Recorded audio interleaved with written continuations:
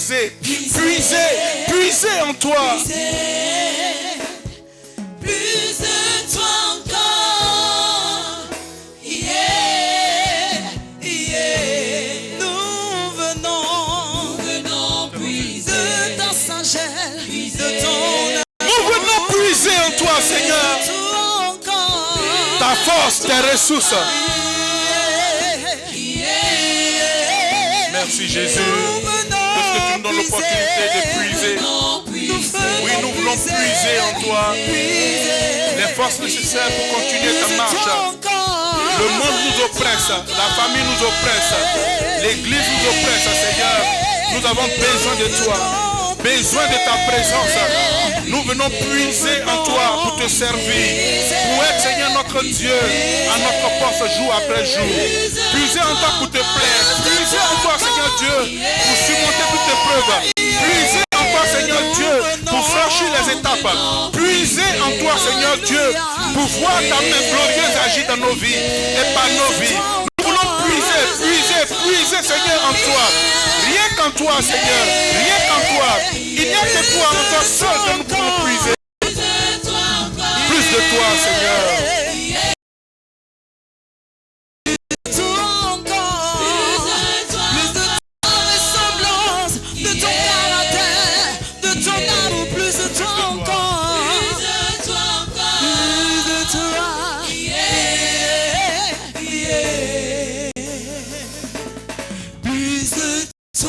Seigneur, plus de toi.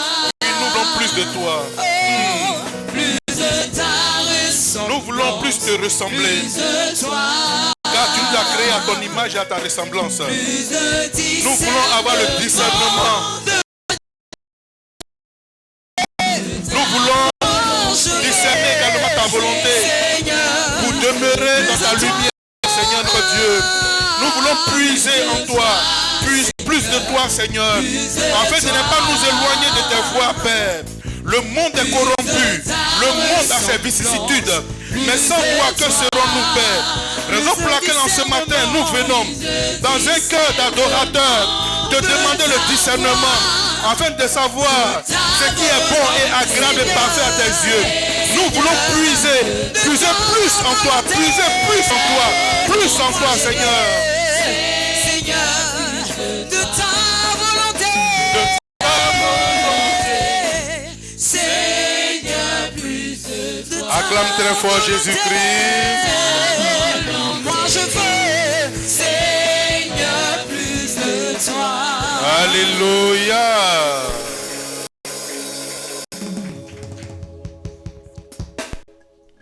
Bien-aimés frères et sœurs, pendant que nous célébrons l'avènement du Saint-Esprit, pendant que le monde chrétien commémore l'avènement du Saint-Esprit, le fusion du Saint-Esprit, et pendant que le Saint-Esprit est descendu pour nous révéler davantage des choses cachées, ce que nous ne pouvions pas comprendre par le Saint-Esprit, nous comprenons. Ce que nous ne pouvions pas voir par l'Esprit de Dieu, nous voyons. Et ce matin, je vais parler au cœur de quelqu'un. Dis à ton frère ce matin, Dieu veut te parler encore. Par son esprit, il veut parler à ton cœur. Mon frère et ma soeur, demeure disposé. Alléluia. Bien-aimés, lorsque nous regardons en Actes le chapitre 2, les versets 7 à 12, nous pourrons voir que quand l'Esprit de Dieu est descendu dans la chambre haute, sous forme d'un vent impétueux, 16 différentes langues ont été communiquées aux apôtres. Et quand ils sont sortis, ils ont pu parler les langues des différentes personnes qui étaient assemblées en ce lieu. Comme pour dire que Dieu n'a pas de barrière de langue. Dieu n'aime pas limiter. Tous ceux qui étaient là, certainement que certains auront pu ne pas comprendre ce que les autres disaient. Mais Dieu a permis que chacun comprenne dans sa langue le message de l'évangile. Et ce matin, qui que tu sois, quoi que tu sois, Dieu veut te parler. Ce n'est pas un hasard, ce n'est pas une coïncidence. Dieu a tout planifié pour qu'en ce jour tu sois là et que tu entendes. La deuxième chose, lorsque nous voyons en Actes le chapitre 2, les versets 37 à 38, nous voyons que le message qui a été donné est le message de la repentance.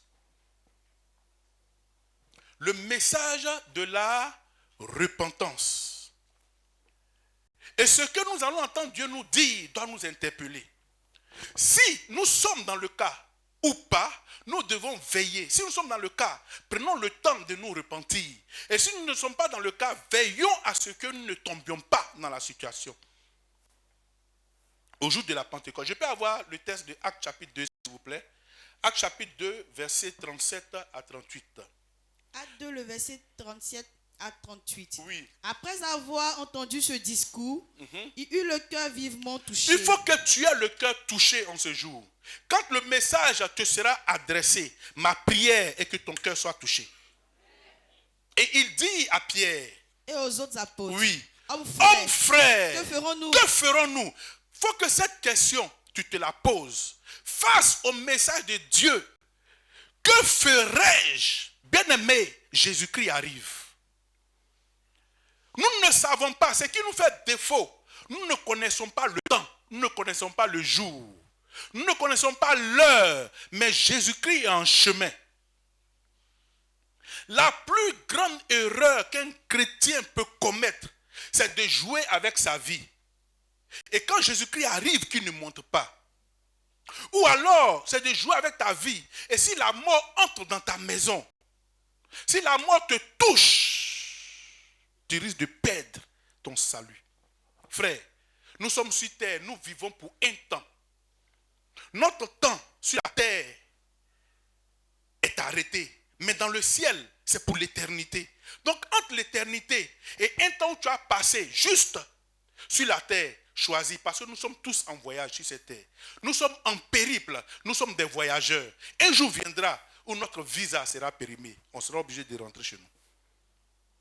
Raison pour laquelle je comprends ce message. Regardez bien. L'homme le plus riche du monde, ce n'est pas un chrétien. Vous êtes d'accord avec moi?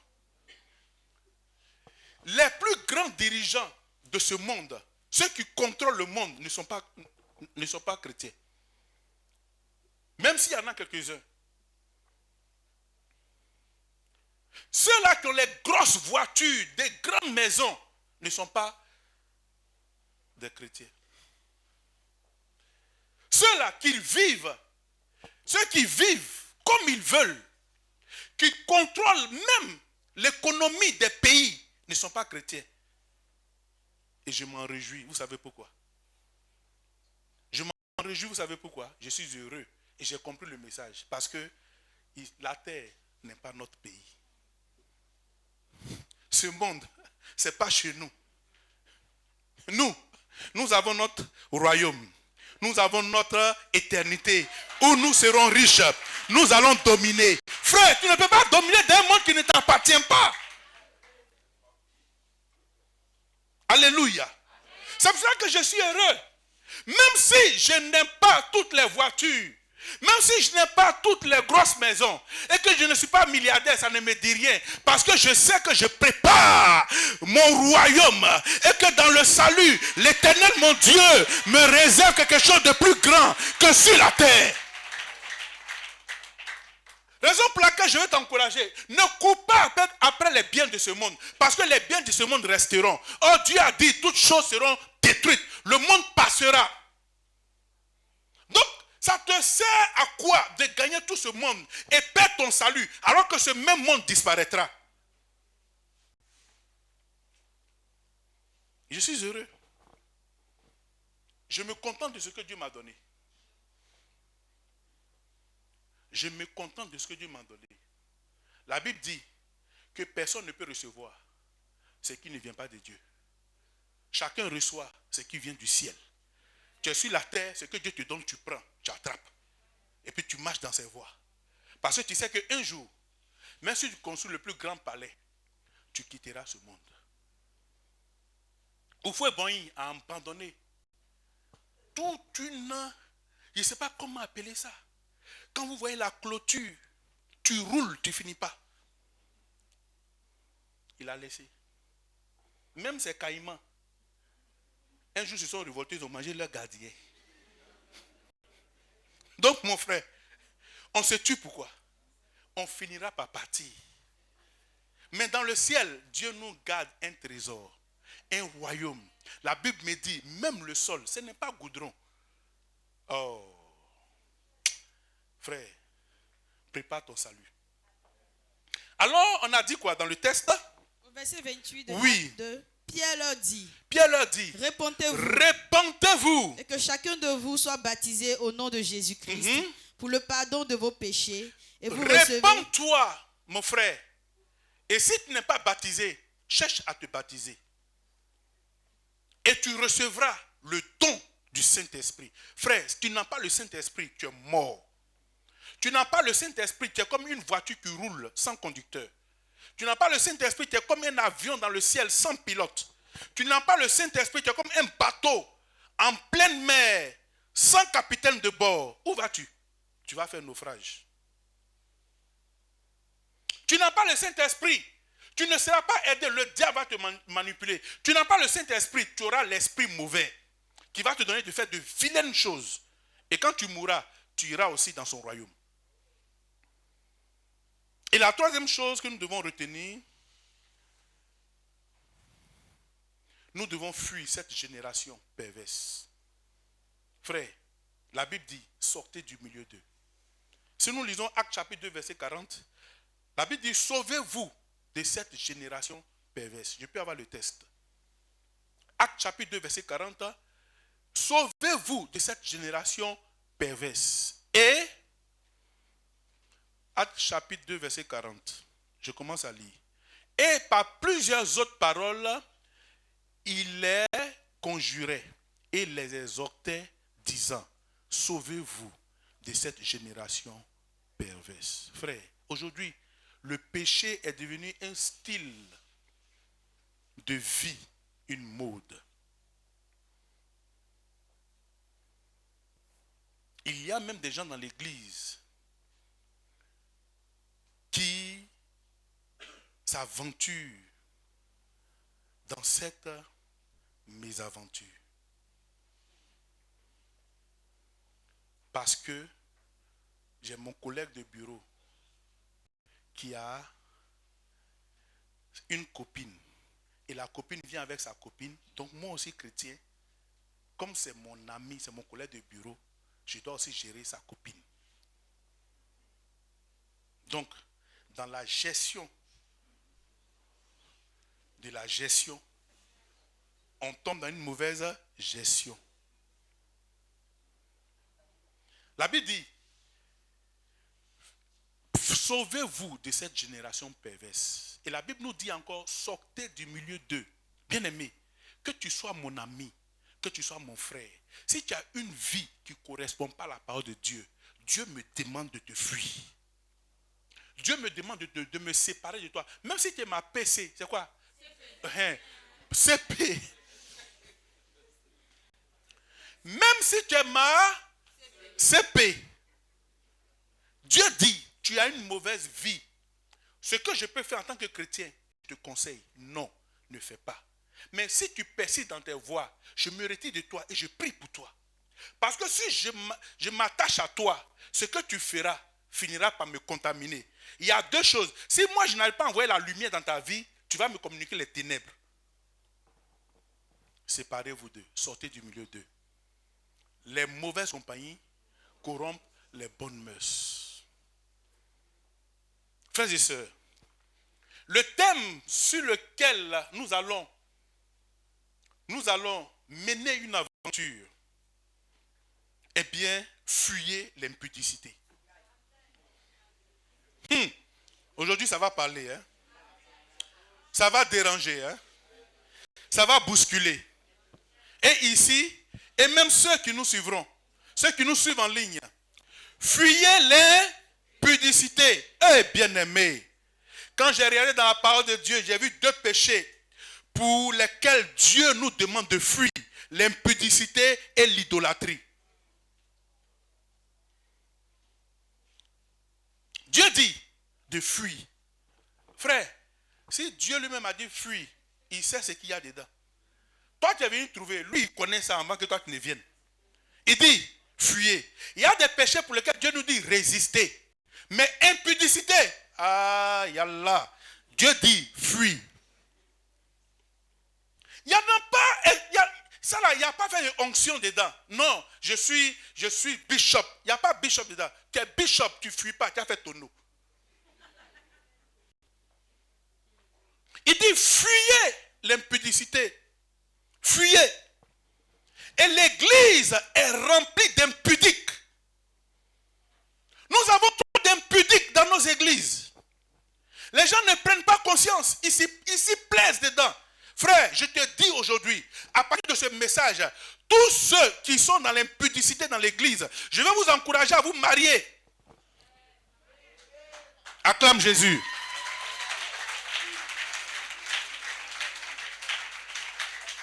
Bien-aimé, dans la Bible, il n'a pas été dit que si tu dois te marier, il faut forcément porter un costume.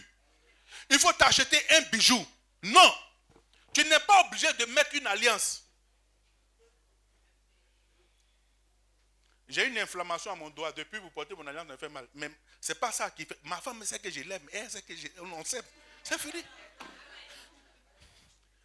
Hein? Mettre mon alliance, ça me fait mal au doigt.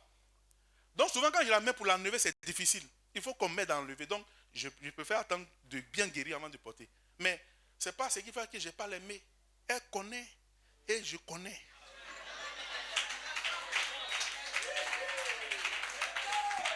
Alléluia. Elle, quand elle prend le micro, elle est mouque. Donc ça, c'est pas un problème. Gloire à Dieu. Alors on continue le test. Alors, je suis en train de te dire que tu n'es pas obligé de voter un budget de 500 000, 1 million, 2 millions pour faire le mariage. C'est ce qui fait qu'aujourd'hui, dans l'église, les gens ont des problèmes pour se marier. On veut toujours faire comme les autres. Tu n'es pas obligé de faire comme les autres. Frère, et moi, je n'encourage pas. Je n'encourage pas ces gens de pratiques-là. Je ne peux pas t'encourager à investir 1 million, 2 millions, et sachant que tu n'as plus rien dans ton compte. Quand tu finis de te marier, tu manges comme avec ta femme. Si tu investis 2 millions pour te marier, je suppose que dans ton compte, tu as encore 10 millions qui t'attendent. Sinon, prends tes léquets, prends ton pantalon, prends ta chemise, pagnou, vous faites votre uniforme. Il y a des pagnes de 1000 francs. Vous venez, on prie pour vous, c'est fini. Vous allez à la mairie, vous signez au papier, on vient. Seigneur, bénis-les. Dans un culte de jeudi ou bien même à 4 au bureau, on fait des prières. Dieu agrée vos prières. Vous êtes dans la volonté de Dieu.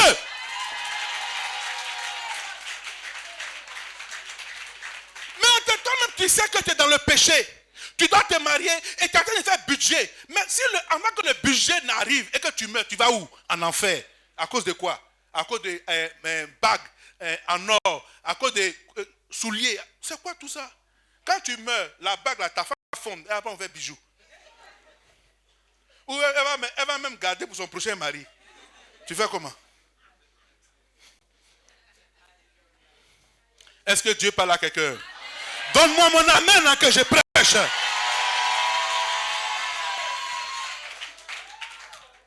Bien-aimé, je te dis, tu me regardes, tu me regardes, je te regarde. Tu sais que c'est de toi que je parle ce matin. Et puis, ce n'est même pas moi, c'est Dieu qui te parle. Si avant la fin de cette année, tu n'es pas marié, toi, on va te retourner dans le Jourdain. Dis à quelqu'un qui est dans l'impudicité, marie-toi. Si tu brûles, marie-toi. Si tu n'as pas envie de la marier, alors libère-la. Libère-la. Libère-la. Arrête de chercher de l'argent pour te marier. Arrête de t'endetter pour te marier. Ne va pas t'endetter pour te marier. Marie-toi selon tes possibilités et tes moyens. Tu n'es pas obligé de porter une alliance. Le mariage, ce n'est pas l'alliance qui fait. C'est juste un symbole. Il y a des églises où on se marie, on ne porte pas d'alliance. Mais les gens sont mariés. Ils vieillissent dedans. Dieu les bénit. Ce n'est pas l'alliance qui a béni ton mariage. C'est l'amour que tu as manifesté vis-à-vis de ta femme qui permettra que Dieu te bénisse. Gloire à Dieu. Est-ce que je peux parler à quelqu'un ce matin? Tu as emprisonné la sœur. Tu l'as attachée dans ta maison. Elle est devenue un esclave. Et tu fais d'elle une éventuelle potentielle, ou bien un potentiel élu du royaume ténébreux. Pourquoi? Tu apprends un enfant des gens qui viennent là, je t'aime, et puis tu ne la maries pas. Arrête ça.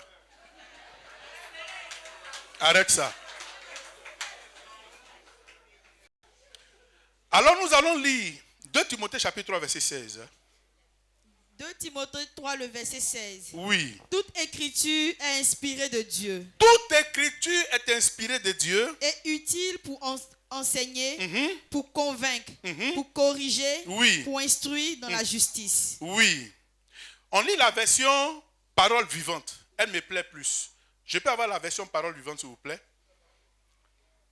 2 Timothée chapitre 3 verset 16, parole vivante. Oui. Car toute écriture a été rédigée sous l'inspiration de Dieu. Toute écriture a été rédigée sous quoi? L'inspiration de qui? De Dieu. C'est pourquoi elle est utile pour nous enseigner la vérité. Elle est utile pour nous enseigner. Ce que nous disons, c'est utile. Dieu vient nous enseigner pour la vérité, n'est-ce pas? Pour nous enseigner la vérité et nous persuader. C'est pour nous convaincre. Pour apprendre à nous connaître et pour nous convaincre de péché. La parole vient nous convaincre de péché. Quelqu'un comprend ça? Quand tu es en train de pécher, la parole vient te dire que ce que tu fais n'est pas bon. Donc si tu es dans l'impudicité, ce n'est pas bon. Avoir une relation sexuelle en dehors du mariage, Dieu condamne ça. C'est pour ça que Dieu dit fuyez. Il faut fuir. Mais toi, tu as pris pour envoyer vers toi. Et tu te plais dedans. Tu te plais dans ça, vous faites des enfants. Des enfants impudiques. Des enfants 4G. Et vous êtes content, vous êtes dedans. Non, on va faire. Et puis, on est là, on va faire. Les années passent. Frère, je te dis la vérité. Si tu meurs dedans, tu vas en enfer. Il n'y a pas une prière qui peut te sauver. Il n'y en a pas. D'ailleurs, on ne prie même pas pour les morts. Donc, Dieu te parle en ce matin. Saisis la parole. Inspire-toi de cette parole. Dis pour apprendre à nous connaître et à nous convaincre de péché. Pour réfuter les erreurs et rectifier nos pensées. Il ne faut pas t'asseoir pour dire non, je vais faire, tu penses. Non, rectifie ça, marie-toi. Si tu ne peux pas te marier, ramène-la à la maison. Le jour où tu seras prêt, tu vas la chercher. Maintenant, tu dis non, on n'est pas marié, mais on est dans la maison, on ne se touche pas. Tu mens. Tu mens. Quelqu'un que tu aimes, au point même de la moelle dans ton lit. Toi, tu as dit non, on dort. Tu es homo. C'est faux. C'est faux. C'est pas que tu l'aimes que tu l'as importé dans ton lit. Tu ne l'as pas importé. Ce n'est pas ta soeur.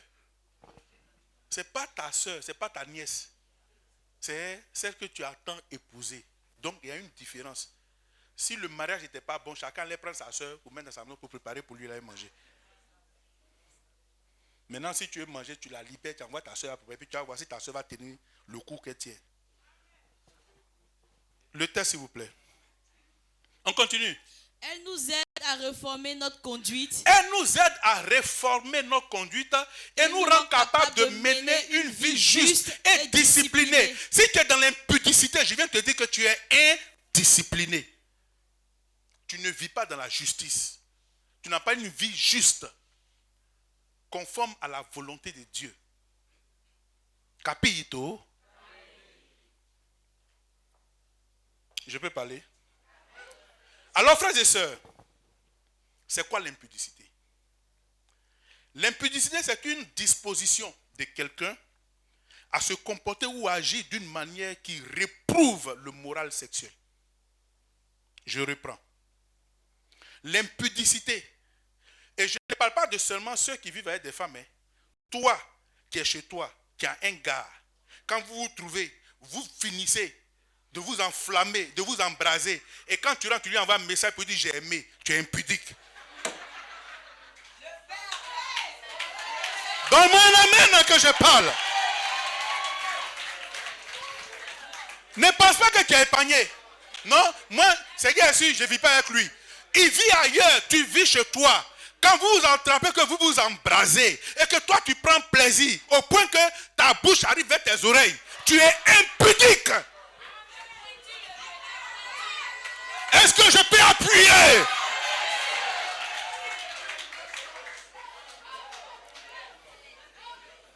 Mon frère, toi qui te caches, tu as les films pornographiques dans ton téléphone. Quand tu finis de regarder, le diable t'inspire. Tu vas t'enfermer dans ta chambre ou dans ta douche. Tu fais des choses bizarres. Tu es impudique.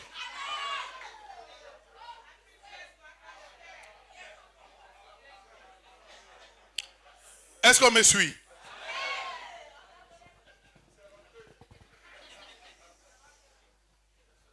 Tu es marié. Tout le monde sait que tu es marié. Et puis, tu entretiens d'autres relations. Tu es adultère. C'est que toi-même là, tu es le grade supérieur d'un impudique. Tu es le colonel de l'impudique. Tu es le général. Donc l'impudicité, c'est une disposition de quelqu'un à se comporter ou agir d'une manière que réprouve la morale sexuelle. C'est une indécence. C'est aussi une absence de discrétion et de pudeur. Avoir des rapports sexuels illégaux est réprouvé par Dieu, frère.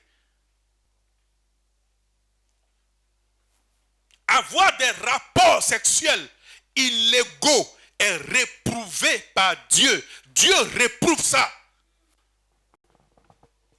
Tu es marié, tu es assis à la maison, tu as ton téléphone. Au lieu d'échanger avec ta femme, tu es sur TikTok en train de regarder les boubarabas. Mais ça va te conduire loin. Déjà dans ta tête, tu es impudique. Tu prends plaisir à regarder la poitrine et les fesses des femmes. Fais attention.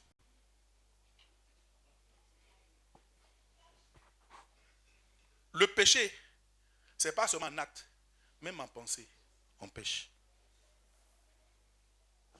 Même en pensée, on pêche. En parole, on pêche.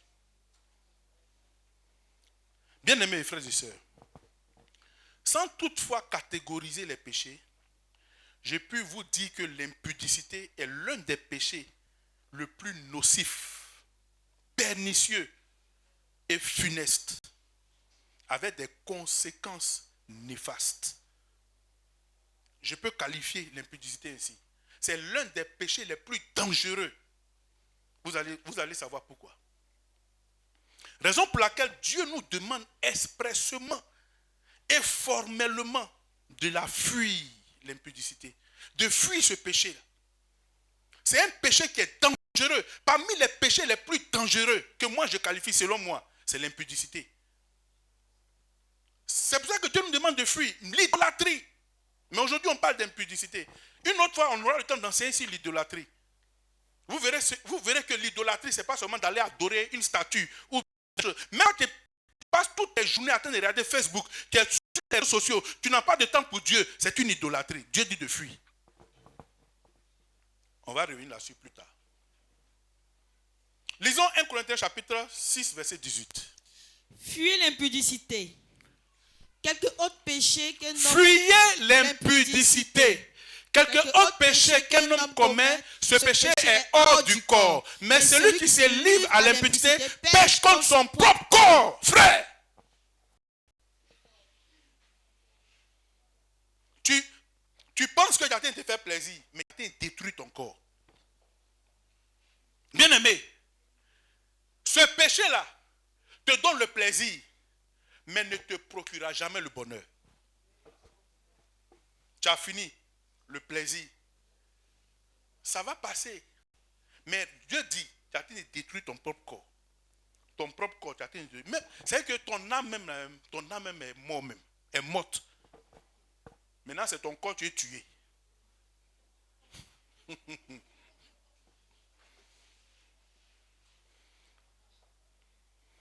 Quelqu'un me comprend? On va reprendre, non? Pour que ça rentre bien.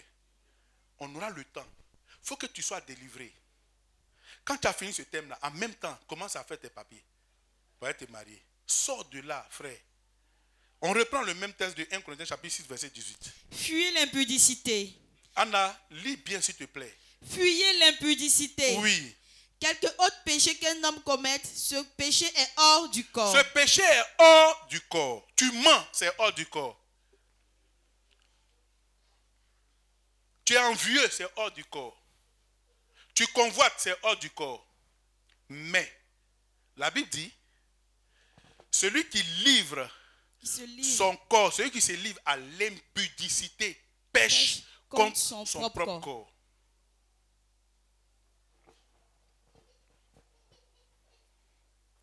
Malheureusement, de nos jours, l'un des péchés les plus en vogue dans le monde en général, et singulièrement dans nos églises, c'est l'impudicité.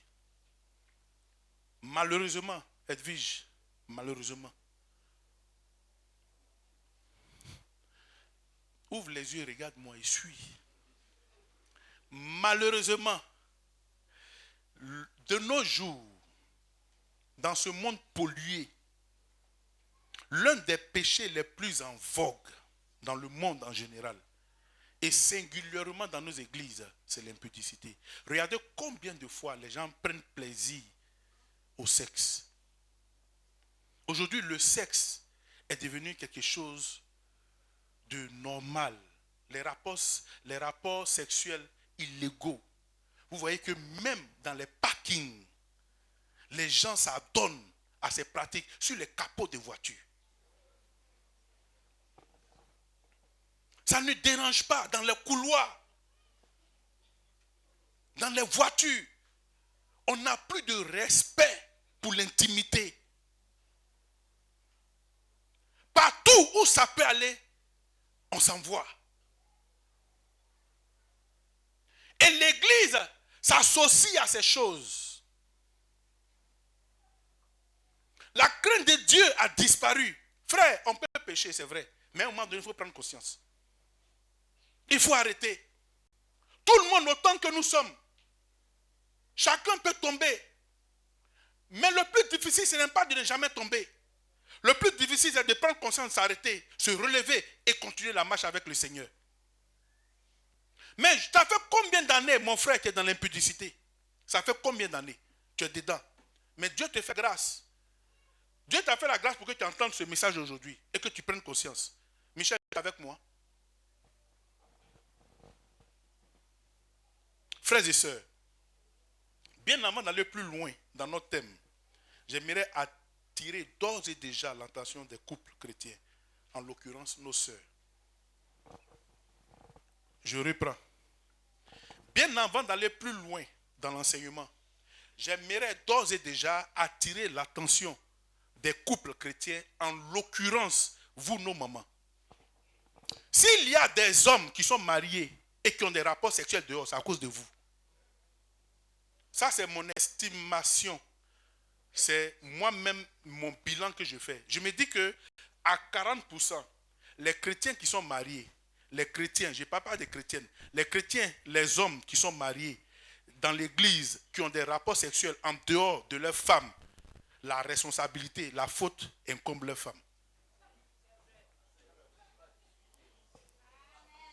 Ça, c'est mon analyse parce que, étant pasteur, quand vous réglez des cas de litiges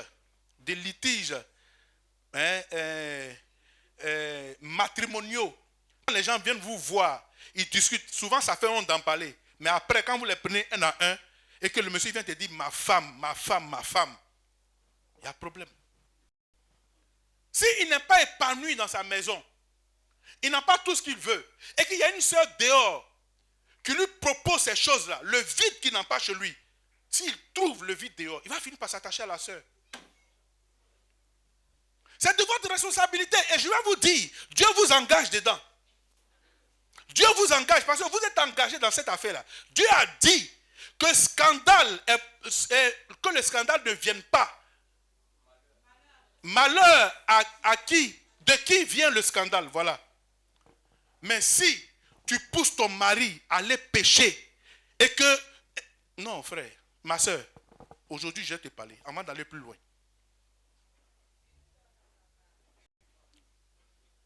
Quand vous étiez cheminante, tu étais une femme soumise, une femme bien, respectueuse. Même quand l'homme parle, tu ne parles pas, tu ris toujours. Mais aujourd'hui, tu es rentré dans le mariage, regarde ta figure. Regarde ton visage. Il parle, tu parles. Il parle, tu parles. Il dit 1, tu parles 23. Quand tu es content, tout le monde est content. Quand tu n'es pas content, la maison doit être chaude. Non, ma soeur. Celle qui a la responsabilité de maintenir son mari à la maison, c'est toi. Ce n'est pas une soeur dehors. La Bible nous dit, en 1 Corinthiens chapitre 7, verset 2 à 5. Ça là, quand je prêche sur le mariage, je reviens toujours là-dessus. 1 Corinthiens chapitre 7, verset 2 à 5. Toutefois, pour éviter l'impudicité. Attention. C'est mis quoi? La Bible, Dieu dit, toutefois, pour éviter l'impudicité, que chacun ait sa femme et que chaque femme ait son mari. Que chacun ait sa femme et chaque femme ait son mari. Ça voudrait dire que quand on est marié, Dieu a créé le monde avec l'équilibre. Un homme ne peut pas avoir deux femmes. Que chacun ait sa femme et chaque femme ait son mari. Donc si tu deviens ma femme et que je suis ton mari, on s'engage.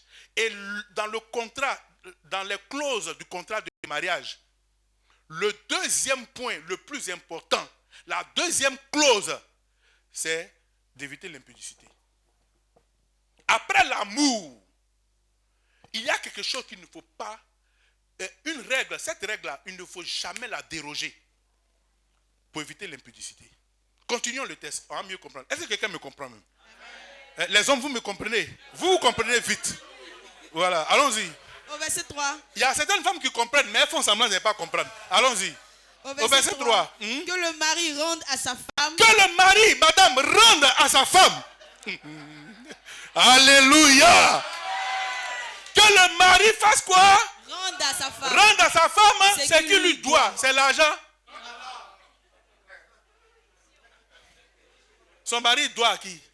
Toi et moi, nous sommes un. Tu ne me dois pas, je ne te dois pas. Ce qui est pour toi est pour moi. Ce n'est pas de ça que Dieu parle. Parce qu'on dit pour éviter l'impudicité, dans l'impudicité, c'est crédit. Que le mari rende à sa femme ce qu'il lui doit. Et que la femme agisse de même envers son mari. Est-ce que quelqu'un comprend? Continuons. La femme n'a pas autorité sur son propre corps. La femme n'a pas autorité sur son propre corps. Quand tu es marié, je ne parle pas des impudiques, je parle des mariés. Si tu es impudique, tu as autorité sur ton propre corps. Mais si tu es marié, tu n'as plus autorité. Dès que devant Dieu, devant les hommes, tu as dit oui, tu décides d'offrir ton corps à ton mari. Ça devient sa propriété. Sauf que tu transportes ça. C'est comme je te donne mon bien pour garder. Le jour où j'en ai besoin, donne-moi, tu me donnes. Ce n'est pas tontine. Ce n'est pas une tontine. Est-ce que je fais du bien à quelqu'un ce matin? Frère, je ne comprends pas pourquoi tu t'es marié là. Maintenant, c'est toi qui as trouvé des raisons. Bien aimé, je ne t'ai pas marié pour que tu sois dans la maison et te pavaner. Sinon, si c'est pour trouver une femme pour tourner là, je peux prendre ma soeur, venir tourner, à préparer pour manger et puis je grossis. Mais après l'amour, Dieu dit pour éviter l'impudicité, Voilà ce qu'il faut faire. Continue à analyser bien, ma soeur. La femme n'a pas autorité sur son propre corps, mais c'est le mari. Donc pourquoi tu refuses? Pourquoi? Pourquoi? Pourquoi? Pourquoi refuses-tu? Toi, ma soeur, ne fais plus jamais ça. Parce que si tu continues et que ton mari sort, Dieu va te tenir comme responsable. Si ton mari lui-même s'en chercher son bagage de péché, c'est un autre cas. Mais si ce n'est pas ta faute qui sort, tu es responsable. Continuons.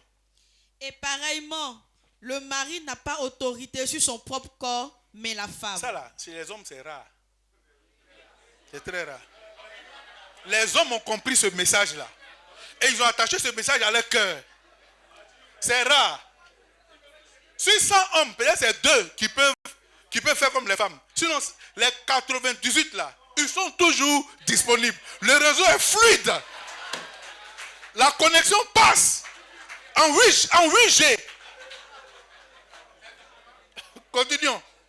Ne vous privez point l'un de l'autre. Ne vous privez point. La Bible n'a pas dit pas. Dieu dit. Ne vous privez point.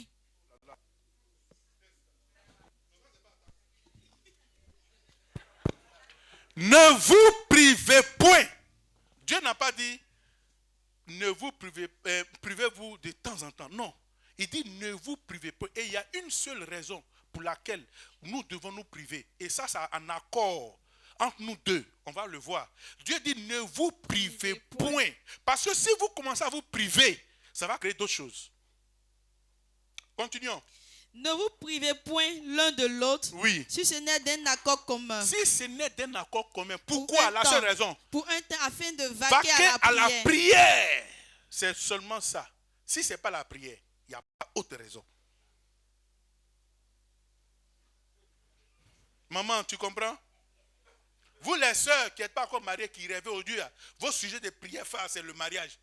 Maintenant, quand tu es dans le mariage, tu deviens zombie dans la maison.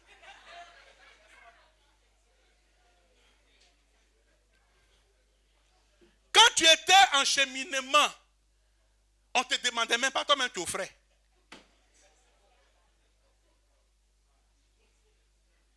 Souvent, ils ne te demandaient même pas, toi-même là, tu offrais. Tu prenais sa main pour aller toucher là où il ne fallait pas toucher, pour lui communiquer quelque chose. Maintenant que Dieu a officialisé ça, en ce moment, tu dis non. Ce que tu devais faire dehors, là, tu n'as pas fait. Tu as fait le contraire. Change. Touche ta soeur, il change.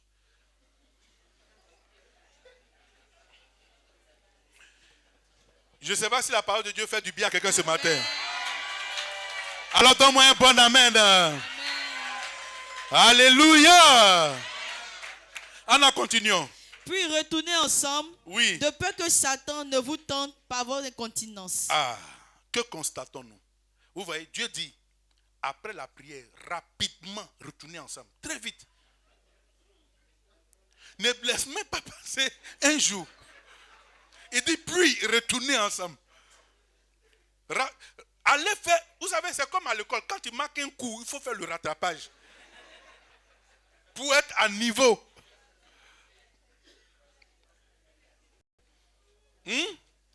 Jérôme Nayo. Alors que constatons-nous? L'inobservation de ce principe biblique est la conséquence d'une intrusion de l'impudicité. À 40% selon moi, dans les couples chrétiens. Bien entendu, ce n'est pas une excuse valable. Le fait de ne pas obéir à cette volonté de Dieu crée, pour moi, selon moi, à 40%. Quand on voit un homme chrétien qui est marié, qui a une relation extra-conjugale, vous allez voir que il y a toujours, c'est parce qu'il est frustré. Il y a la frustration. Il y a le rejet, il y a le mépris. Et ça déchire le cœur. Donc Satan, vous avez vu tout à l'heure dans le texte, Dieu a dit pour ne pas que Satan vous tente. Donc nous ne donnons pas l'opportunité à Satan de nous tenter. Majoritairement, nos sœurs bien-aimées, nos bien-aimées sœurs, aiment bien utiliser le célèbre verbe transitif fatigué, qu'elles associent au verbe intransitif être, qui est un auxiliaire de temps et de mode, leur servant donc à bien les conjuguer dans une phrase unique au présent de l'indicatif que nous connaissons tous. Je suis fatigué. Je peux rebobiner? Je peux rebobiner les hommes. Yokasane ya bongo. Babona bote. Osa rebobiner. Donc je le disais, majoritairement, nos sœurs bien-aimées, nos bien-aimées sœurs, aiment bien utiliser le célèbre verbe transitif fatigué, qu'elles associent au verbe intransitif être, qui est un auxiliaire de temps et de mode, leur servant donc à bien les conjuguer dans une phrase unique au présent de l'indicatif que nous connaissons tous. Je suis fatigué.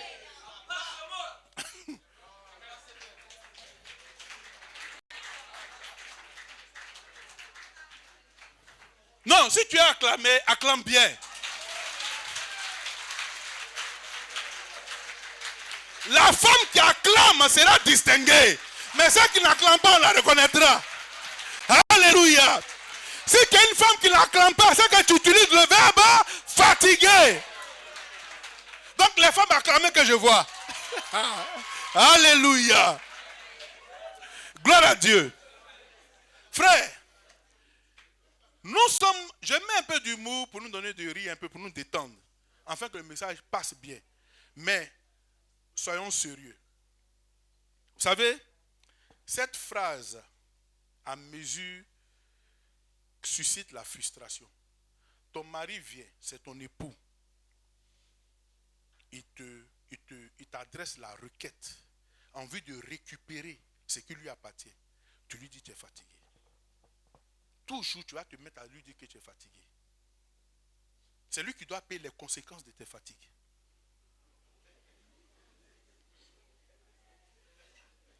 Tu vas te mettre au service d'un homme que tu appelles ton patron, ta patronne. Ou bien toi-même, à ton propre business. Mais quand tu travailles, rappelle-toi que ton mari rentrera le soir. Et que lui aussi, tu dois lui garder un peu de ton énergie. Et toi, pour aller au travail, tu n'es pas fatigué. Pour aller servir un homme que tu appelles patron ou patronne, tu n'es pas fatigué. Ou cliente, tu n'es pas fatigué. Mais quand lui te demande ce qui lui revient de droit, devant Dieu et devant les hommes, tu lui dis tu es fatigué. Frère, ça vexe. À un moment donné, et surtout quand le monsieur, il a soif, et qu'il te demande son verre d'eau, tu lui refuses le verre d'eau. Imaginez ce que ça fait. Toute la nuit, il ne dort pas. Il se pose des questions. Est-ce que j'ai fait le bon choix? Est-ce que j'ai fait le bon choix? Bien aimé, je vous ai dit, vous savez, quand on est dans l'impudicité, on cherche à prouver. Quand on est dans l'impudicité, surtout qu'on ne vit pas ensemble, on cherche à prouver que nous sommes des champions. Mais quand tu es marié dedans, tu n'as plus rien à prouver. Tu n'as plus rien à prouver. Pourvu que chacun soit satisfait. Maintenant, si tu es fatigué, donne-lui sa chose. Lui, il va gérer comme il peut.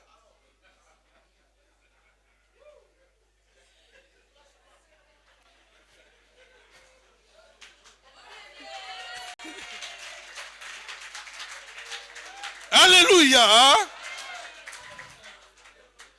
Frère, il faut que l'évangile soit prêché. C'est Dieu qui parle de ça.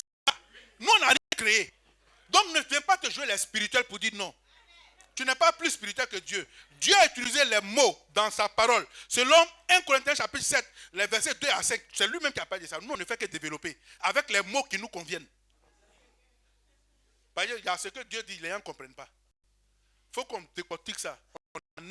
On enlève le noyau de la chair pour que tu vois.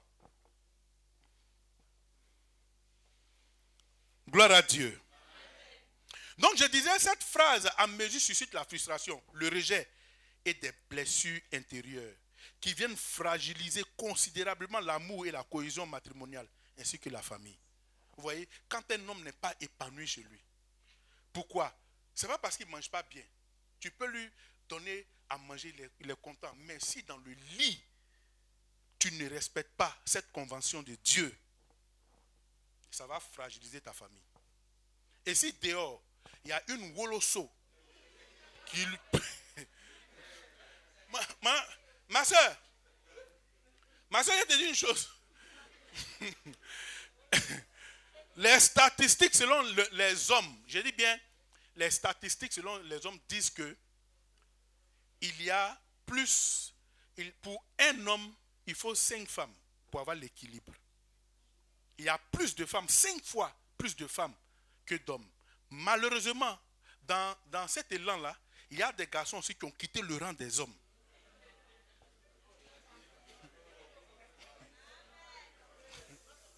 Donc, vous voyez, donc quand on évalue, on peut se retrouver à 7 femmes selon leurs statistiques. 7 femmes pour un homme. Maintenant, toi, si Dieu t'a fait la grâce d'avoir ton homme et que tu ne peux pas lui donner, mais dehors, il y en a, pendant que tu es marié, il y en a qui regardent ton mari, qui lognent ta place. Chaque jour. Chaque jour. Frère, à un moment donné, tu ne cherches plus de beauté. Tu cherches à te caser.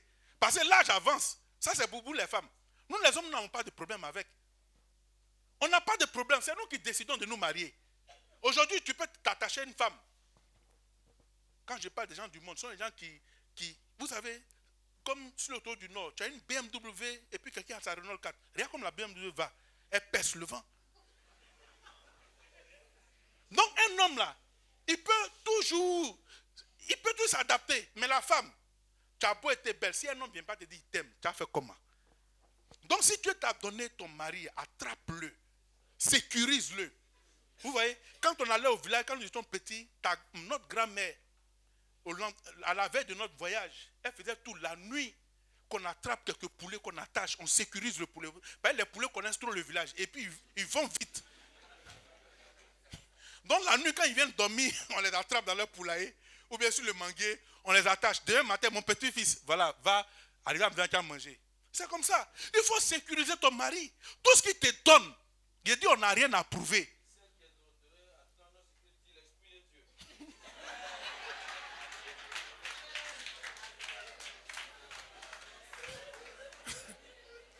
Attrape ton mari, donne-lui sa chose. Donne-lui. Un homme a beau manger à la maison. Il t'était bien occupé de lui. Si dans le lit il y a défaut, il va se retrouver dehors. Ma soeur, un enfant qui ne mange pas bien à la maison finit par aller manger chez le voisin. Tu nourris mal ton enfant, il finira par aller manger chez le voisin. Donc, donne tout à ton mari pour éviter l'impudicité. Parce que s'il commence dehors, celle du dehors, elle ne voudra jamais qu'il retourne. C'est que ses yeux n'ont jamais vu, ses oreilles n'ont jamais entendu. Il va entendre, il va voir.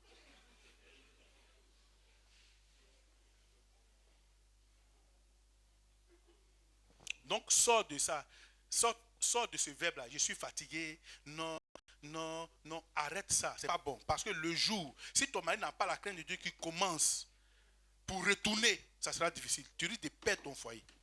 Et ça sera de ta faute. Dieu va t'en vouloir pour ça. La salle est calme maintenant.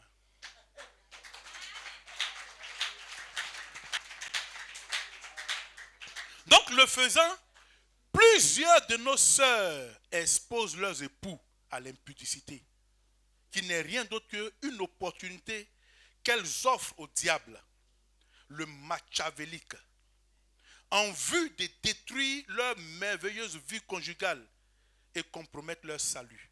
Frère, par ta faute, ton mari va en enfer, toi aussi tu iras en enfer. Parce que tu as conjugué un verbe, je suis fatigué. Pardon, oublie ce verbe-là. Pour éviter l'impudicité, que chaque homme ait sa femme, que chaque femme ait son mari. Et la Bible continue par dire, ne vous privez point l'un de l'autre. Même si tu es fatigué, prends le deuxième souffle.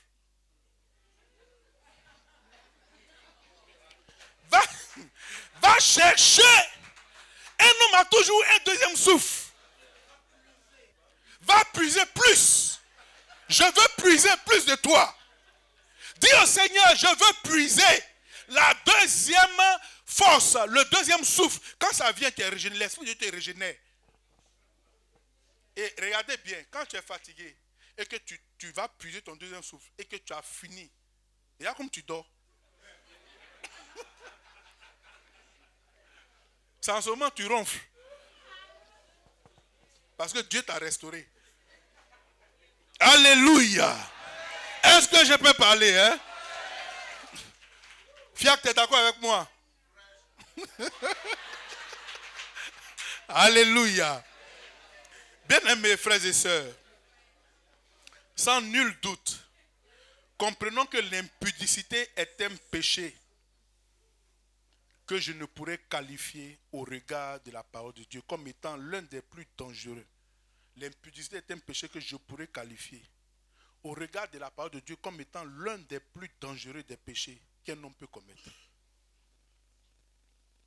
L'impudicité est l'un des péchés les plus dangereux quand on regarde la parole de Dieu.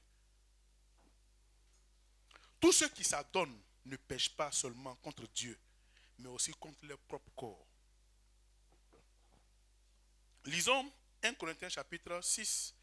On va certainement finir avec ce verset pour aujourd'hui. Dimanche prochain, nous allons continuer. 1 Corinthiens chapitre 6, verset 15 à 20. Ne savez-vous pas que vos corps sont des membres de Christ? Prendrais-je donc les membres de Christ pour en faire les membres d'une prostituée? Loin de là. Loin de là. Ne savez-vous Attends pas un instant. On reprend. Ne savez-vous pas que vos corps sont des membres de Christ? Nos corps sont les membres de Christ. Donc la Bible dit, prendrais-je donc les membres de Christ pour en faire des membres d'une prostituée? Non. Mon frère, toi qui vis dans l'impudicité, ton corps constitue les membres de Christ. Si tu n'es pas marié et que tu as les rapports sexuels, tu es une prostituée. Tu es un prostitué. C'est pas moi qui le dis. C'est la Bible. La prostituée, ce n'est pas celle-là qui est à la rue Pierre et Marie Curie.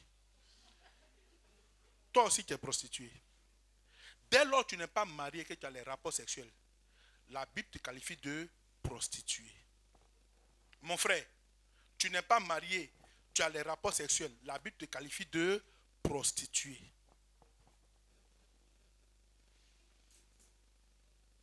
Plus de toi, Seigneur, plus de toi. Tu es prostituée. Je vais appuyer encore pour que ça te fasse mal et que tu changes. Tant que tu es dans l'impudicité, tu es prostituée. Tu es prostituée. Anna, continuons. Loin de là. Ne savez-vous pas que celui qui s'attache à la prostituée est un seul corps avec elle? Ah! Tu t'attaches à celle-là qui n'est pas mariée. Toi aussi, tu n'es pas marié. Vous faites quoi? Vous devenez un seul corps. Elle est prostituée, tu es prostituée. C'est Dieu qui le dit. Maintenant, si tu es trop fâché, marie-toi. Continuons. Car, est-il dit, les deux deviendront une seule chair. Une seule chair, oui. Mais celui qui s'attache au Seigneur est avec lui un seul esprit. Fuyez l'impudicité. Fuyez l'impudicité. Fuyez l'impudicité. Fuyez l'impudicité. Fuyez l'impudicité. L'impudicité. Impudique, fuis. Impudique. Impudique. Fuyez. Fuyez. Pendant qu'il a encore temps. Ne trouve point de plaisir dans l'impudicité. Au contraire, quand tu commets cet acte, tu dois avoir des regrets et demander à Dieu de t'aider. Mais toi, tu en ris, tu es content.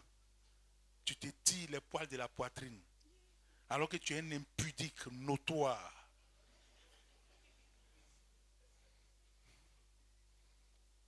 Tu vas à la maison, tu ressaxes le film et tu en ris seul, comme un insensé, tu es un impudique notoire. Vers 2h du matin, tu te permets même de lui envoyer un SMS. C'est-à-dire que tu veux rébelloter. Tu es un impudique notoire, un prostitué sans vergogne.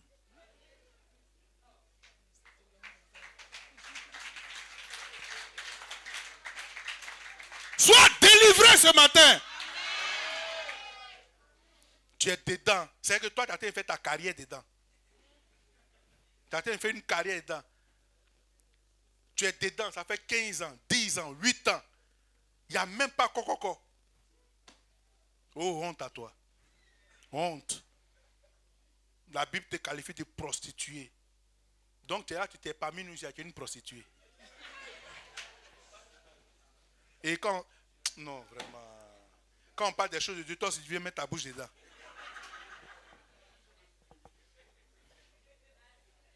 Reviens à Jésus. Prends la décision de sortir de ça. Frère, ma soeur, il ne faudrait pas que pour un air, tu rates ton royaume.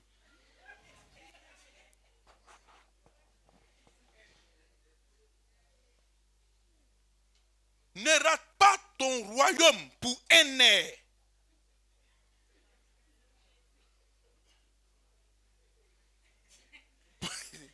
Pour un plaisir. Ne remets pas en cause ton royaume.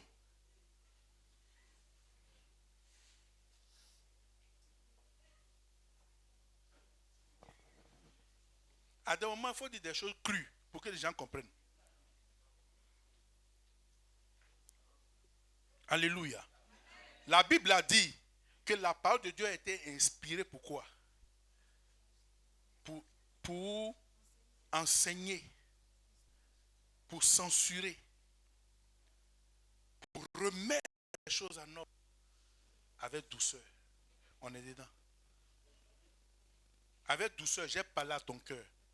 Si tu as l'Esprit de Dieu en toi, ça va te remettre en cause. Mais si tu n'as pas l'Esprit de Dieu en toi, tu vas continuer dans tes bêtises, des bêtises, sans scrupules. Aujourd'hui, là, tu as fait asseoir l'homme. Tu as lui dit, où je suis arrivé là, je suis fatigué. Ou bien on continue, ou bien on s'arrête. Tu es dedans. Donc pour cet homme-là qui a mouru, il peut faire quoi pour toi? Il peut faire quoi pour toi? Qu'est-ce qu'il peut faire? Ou bien tu es dit aux gens que tu as foyer.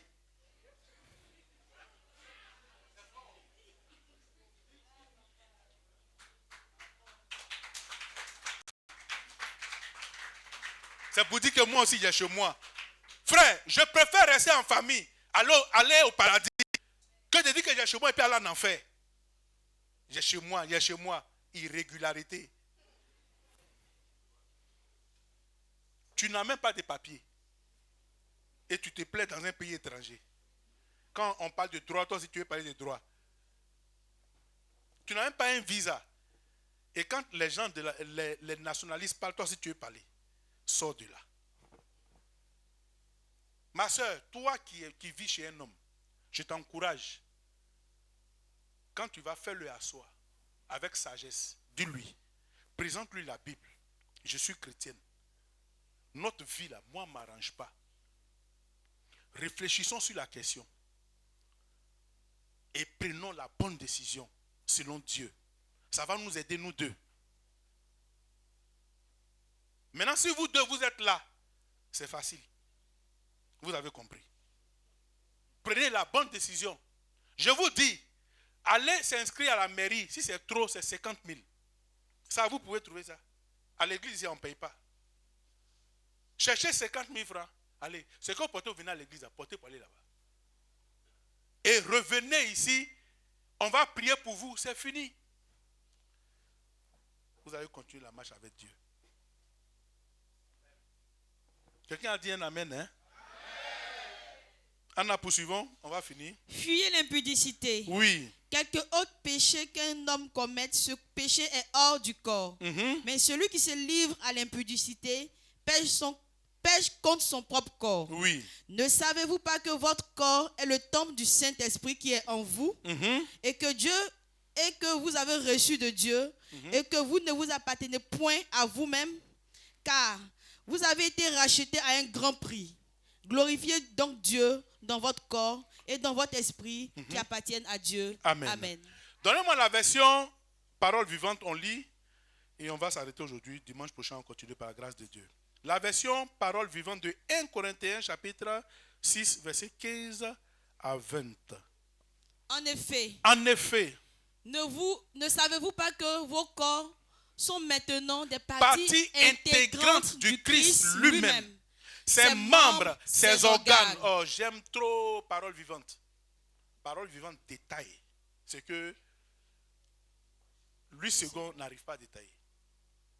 En effet, ne savez-vous pas que vos corps sont maintenant des parties intégrantes du Christ lui-même, ses membres, ses organes, et j'irai arracher des membres du Christ pour les unir à qui? À une prostituée, assurément non.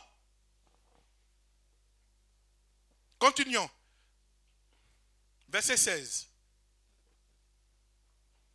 Ou bien, ignorez-vous qu'un homme qui s'unit à une prostituée devient physiquement avec elle.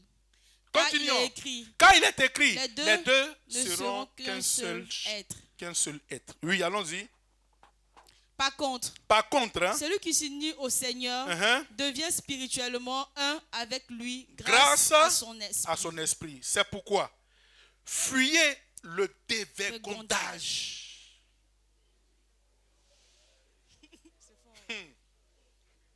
Frère, faut lire.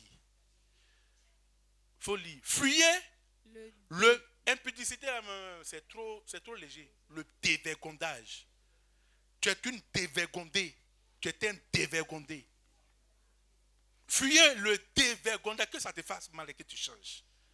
C'est mon objectif. Fuyez le dévergondage et les unions illégitimes. Tous les autres péchés qu'un homme peut commettre ne touchent pas directement son corps. Tandis que celui qui se livre à la débauche introduit le péché dans son corps. Ouh! Il va me blesser. Mon vieux. Non, toi tu es là, tu transformes le péché. Toi-même tu as pris le péché dans ton corps. Tu te rends comme une bosse. Continuons. Ou bien, auriez-vous oublié que votre corps est le sanctuaire même du Saint-Esprit qui a été donné par Dieu et qui maintenant demeure en vous? Nous sommes au jour de la Pentecôte. L'Esprit de Dieu est descendu. Depuis, Dieu est en nous. Et toi, tu vas importer le péché dans ton corps. Dieu ne peut pas vivre avec le péché, ce n'est pas possible. Dieu est saint. C'est pour ça qu'il dit, il est le Saint-Esprit. Le Saint-Esprit ne peut pas être en toi. Et toi, tu as de transporter l'esprit du mal en toi. Dieu te quitte. Est-ce que vous voyez un peu le danger? Quand la Bible dit que quand on commet l'impudicité, c'est notre corps. C'est contre notre corps qu'on pêche. Voilà ça. On demande à Dieu de sortir de nous. Et on invite Satan, le diable, à venir posséder notre corps. C'est pour cela que quand vous voyez un impudique qui prend plaisir à l'impudicité, c'est que Satan le contrôle. Parce que celui qui a l'esprit de Dieu, quand tu commets ça, tu as mal. Tu pleures même. Tu as mal. Tu regrettes. Mais regarde-toi, quand tu ris, tu es heureux. Tes dents illuminent ton chemin.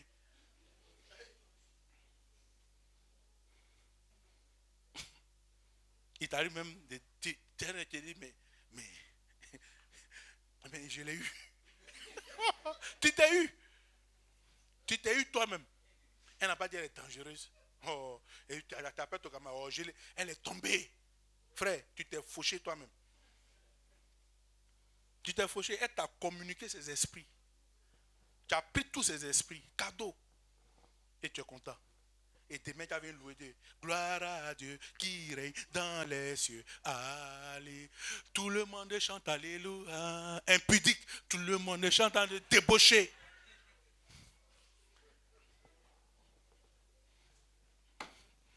Anna, on a quel verset? Verset 16. Finissons rapidement. Verset 19. Ok, on y va.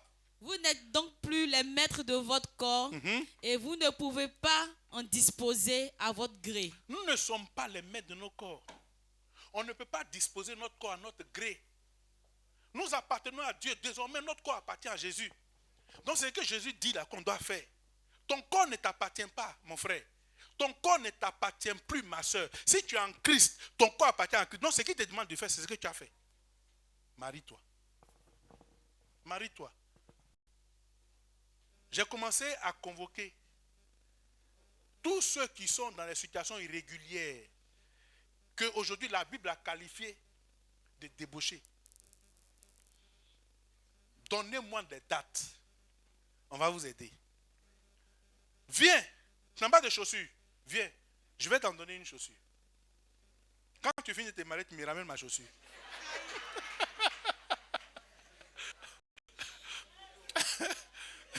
Sinon, je n'en aurai plus.